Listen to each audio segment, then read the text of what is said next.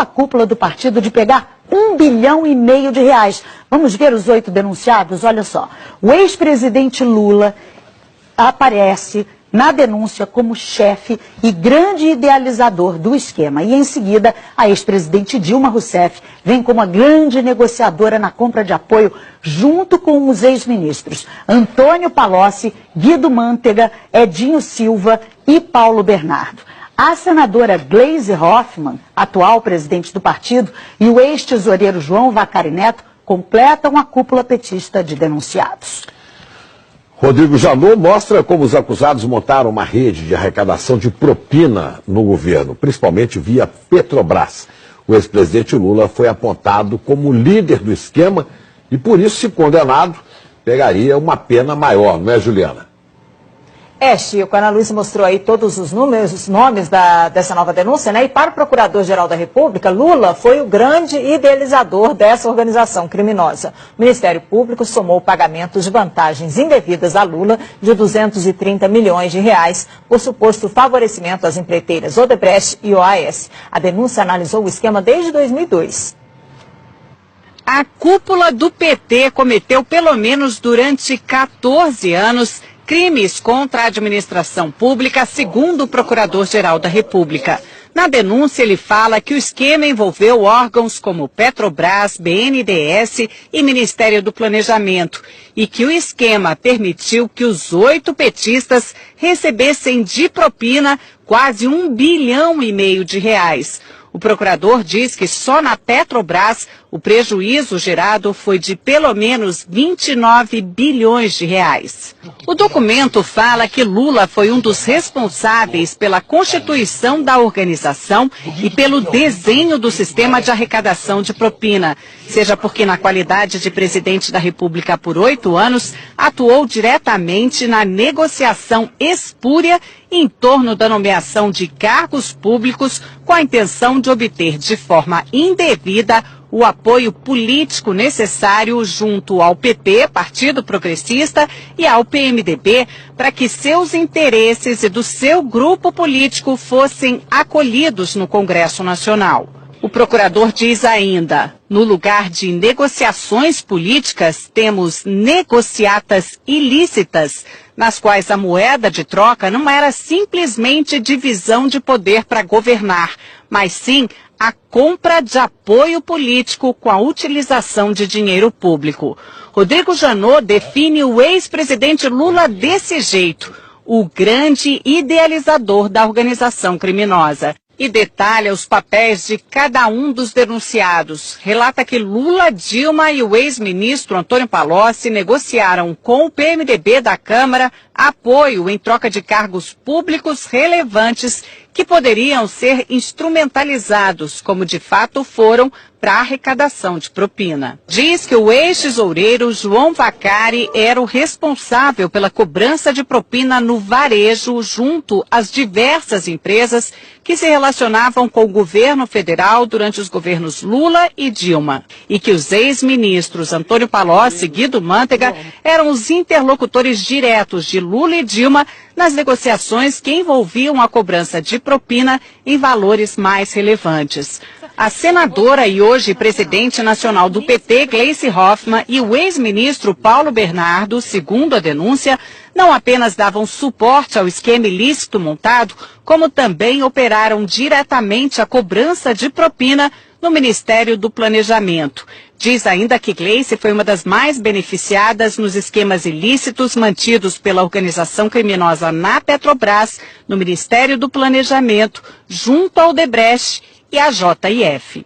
O procurador fala que o ex-ministro, hoje prefeito de Araraquara, Edinho Silva, teve uma participação mais relevante na organização na qualidade de coordenador da campanha presidencial de Dilma de 2014, quando substituiu Vacari na missão de arrecadar valores ilícitos em benefício daquela campanha. E afirma que a ex-presidente Dilma integrou a organização desde 2003, quando assumiu a convite de Lula o Ministério de Minas e Energia. A denúncia afirma que desde ali contribuiu decisivamente para que os interesses privados negociados em troca de propina pudessem ser atendidos, especialmente no âmbito da Petrobras, da qual foi presidente do Conselho de Administração entre 2003 e 2010.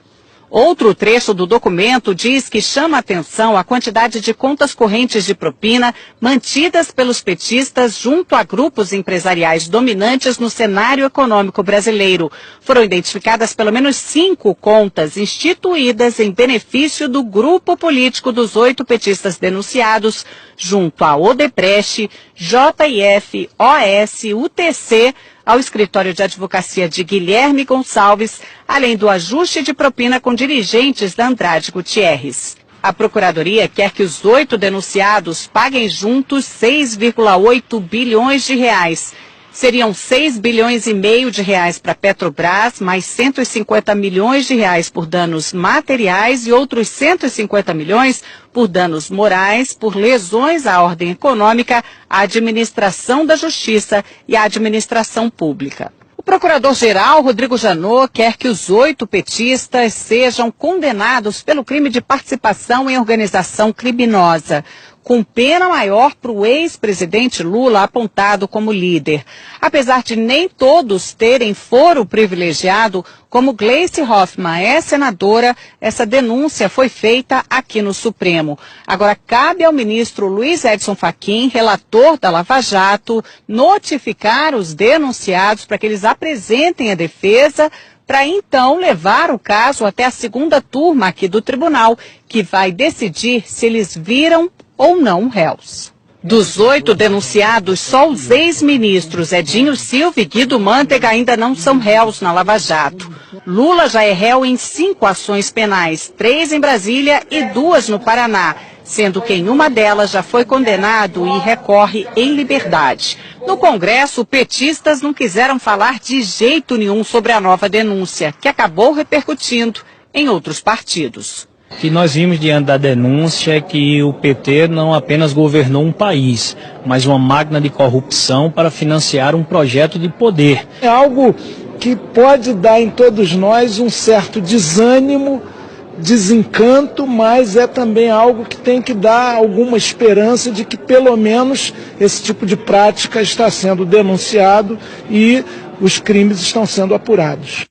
A assessoria de Dilma Rousseff diz que não foram apresentadas provas ou indícios de materialidade de crime e que a denúncia não tem fundamento e que caberá ao Supremo garantir direito de defesa e rejeitar a denúncia. O ex-presidente Lula disse que não conhece o teor da denúncia, que esse é mais um exemplo de mau uso das leis para persegui-lo, que não praticou qualquer crime, muito menos participou de uma organização criminosa. Afirmou que a denúncia é uma ação política. A defesa de Paulo Bernardo afirmou que não teve conhecimento da denúncia. Gleice Hoffmann afirmou que a denúncia não tem qualquer fundamento. A defesa de João Vacari Neto declarou que a denúncia é totalmente improcedente. A defesa de Guido Mantega afirmou que é no mínimo contraditório que a Procuradoria-Geral da República resolva oferecer denúncia, usando como prova basicamente a palavra de delatores, num dia em que o Brasil se depara com a disposição de delatores à dissimulação. Edinho Silva afirmou que sempre agiu de forma ética e legal. A defesa de Antônio Palocci não quis se manifestar. Ana, Chico. Obrigada, Juliana. Os valores da propina impressionam demais. 1,5 bilhão de reais é dinheiro que não acaba. A gente vai a Brasília conversar com Alexandre Garcia. Alexandre, os valores são inacreditáveis, né? Pois é, as pessoas comuns não fazem ideia do que seja 1,5 bilhão, né? 1,5 bilhão atribuídos pela Procuradoria-Geral da República a 8 pessoas. Mas é mais ou menos como multiplicar aquele apartamento banco do Gedel por 30 vezes o que foi contado ontem na Bahia. E Janot, que confessou ter agido por medo e não por coragem, né, ao reagir às novas revelações envolvendo o procurador Marcelo Miller e a JBS, e que parecia atingido por uma flechada de Joesley, mostrou que ainda tem flechas e alvejou ontem, como a gente viu aí, uma parte do esquema petista, né, desde ex-presidente da República até a presidente do partido. Reagiu E não se sabe se já usou todas as flechas ou ainda haverá mais bambu nesses 10 dias depois de homologada a colaboração premiada do doleiro do PMDB, Lúcio Funaro. Olha, aquele apartamento emprestado na Bahia cheio de dinheiro é um retrato da corrupção brasileira.